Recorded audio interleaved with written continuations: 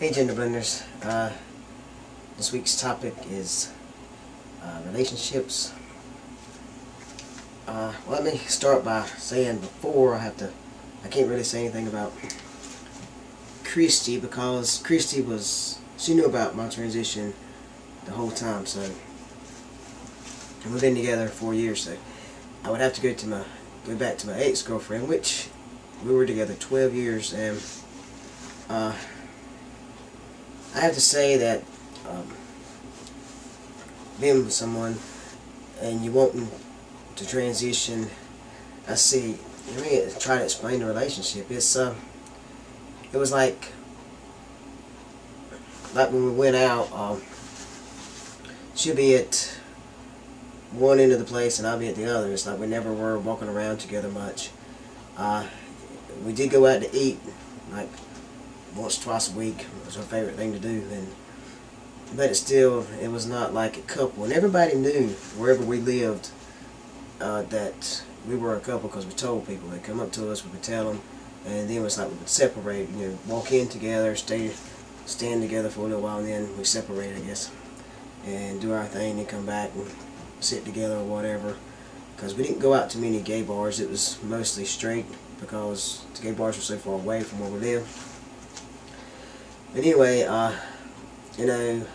like I said in one of my other videos, it's like I was never intimate with her, hardly ever, and because I just didn't want the intimacy. I didn't want to try to feel intimacy as a female. I wanted, as a male, and she was just not the person that I felt comfortable enough to tell, I guess. I don't know. I did mention at one time about not really saying me, but we seen something on TV, and she just, the way she acted was enough for me not to ever say anything about myself. But anyway, as far as relationship now, me and Christy have a great relationship. I am very lucky, I have to say, because she wants me happy and my own self happy, not just, I don't know how to explain it. She's very happy, and what's really good is that with my transition being male to female, she's also, like, she was unhappy in her body. She was unhappy with who she was, and like what she represented herself. And when I actually started my transition, it was around the same time she started hers, to become healthy and become, because she's always been, since we've been together, she's been big. I mean, overweight, and which didn't bother me. I loved her for who she was, even though I tried to get her because I wanted her not to be in bad health. And it seemed like then she would stay sick all the time, and it worried me. She's got a leg that worries me now. Worries me, but now it seems to be getting better. And but each pound she loses, she's like the happiest person in the world with herself, which all that flows from her to me. And then the more I transition, the more happier I am. And so it's really been, don't get me wrong, there's up and downs, and we do have our moments where I can't say we fuss, because we really don't, but like get ill with one another for no reason, but it's like we'll apologize and it'll be over with. It's not like it lingers, but it's also, I mean, I read in a book, I think it was How to Win and Influence Friends or something like that, an old book, and one thing I read in there was be the better person and apologize no matter if you're right or wrong, because who cares? Who's going to remember it in a week or so anyway? And that's always stuck with me, and I've always practiced that since I read that book years ago. And even though I might be wrong, but I don't think I'm wrong, I do apologize. And and I could be wrong.